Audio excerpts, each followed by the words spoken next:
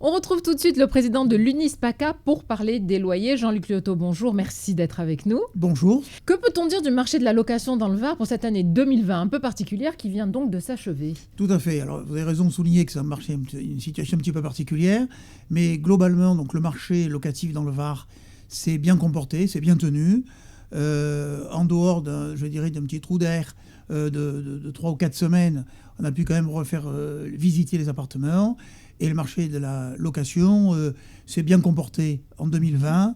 Les prix sont stables et la demande est forte. Donc on pourrait penser qu'une demande forte va engendrer derrière une augmentation des prix, mais pas du tout. Donc il y a un attrait pour le locatif. C'est déjà une bonne chose. Mais un locatif toujours sur les mêmes critères? Pas tout à fait, en ce sens que maintenant, tant en acquisition qu'en location, les candidats, recherchent des appartements avec de plus en plus un coin isolé pour le télétravail.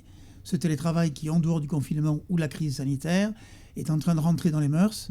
Et pour des questions, effectivement, de déplacement, des questions familiales ou autres, il y aura effectivement maintenant à intégrer cette question de télétravail et donc de prévoir un petit coin de télétravail dans l'appartement. Et aussi peut-être plus d'appétence pour des extérieurs? Absolument, beaucoup plus d'appétence pour les extérieurs.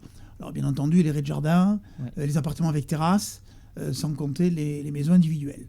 Par contre, avec la crise, nous avons eu un petit trou d'air, encore une fois, avec les travaux et les remises en état d'appartements et de copropriétés, parce qu'on a eu le vote par correspondance, et quand les gens votent par correspondance, ils ne comprennent pas tout à fait ce qu'ils votent, et tout ce qui est travaux, non pas d'embellissement, mais d'entretien courant, ça passe souvent à la trappe, et c'est au détriment de la qualité du bien et du bâti. Donc ça, il faut espérer que ça se modifie sur cette année. Justement, Jean-Luc Liotto, quelles sont les perspectives pour cette année 2021? Alors pour l'année 2021, les perspectives ne sont pas mauvaises.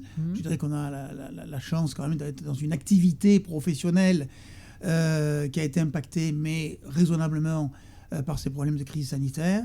Et sur 2021, a priori, les feux sont ouverts, ça devrait fonctionner correctement, d'autant qu'en ce qui concerne l'investissement locatif, qui ces dernières années avait tendance à être désintéressant, à aujourd'hui maintenant, de plus en plus de propriétaires se repenchent vers l'investissement locatif, compte tenu des difficultés financières, etc.